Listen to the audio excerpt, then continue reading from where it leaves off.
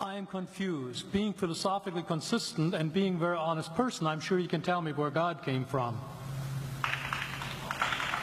And in addition, once you've told me where God comes from, please try to clarify how you can figure that a spiritual force can have an impact on a material universe to create it. You've got 5 minutes. Now, I just want to know which question. That's all right. You may take the rest of the minute. We're supposed to do one question at a time. Which one would you like?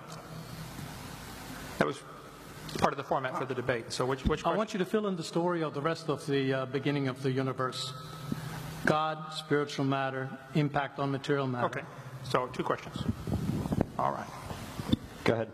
All right, your question, where did God come from, assumes that you're thinking of the wrong, obviously it displays that you're thinking of the wrong God, because the God of the Bible is not affected by time, space, or matter. If he's affected by time, space, or matter, he's not God.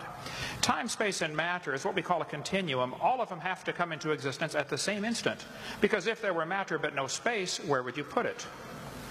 If there were matter and space but no time, when would you put it?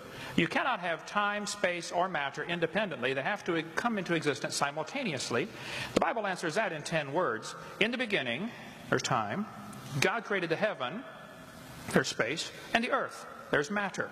So you have time, space, matter, created a trinity of trinities there. Just, time is past, present, future. Space has length, width, height. Matter has solid, liquid, gas. You have a trinity of trinities created instantaneously. And the God who created them has to be outside of them.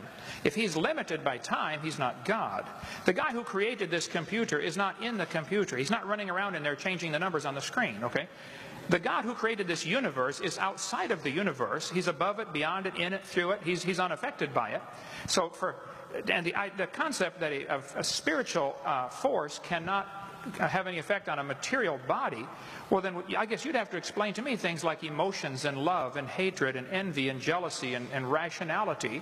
I mean, if your brain is just a random collection of chemicals that form by chance over billions of years, how on earth can you trust your own reasoning processes and the thoughts that you think? Okay, so your question, where did God come from, is assuming a limited God. And that's your problem. The God that I worship is not limited by time, space, or matter. If I could fit the infinite God in my 3-pound brain, he would not be worth worshiping, that's for certain. So that's the God that I worship. Thank you.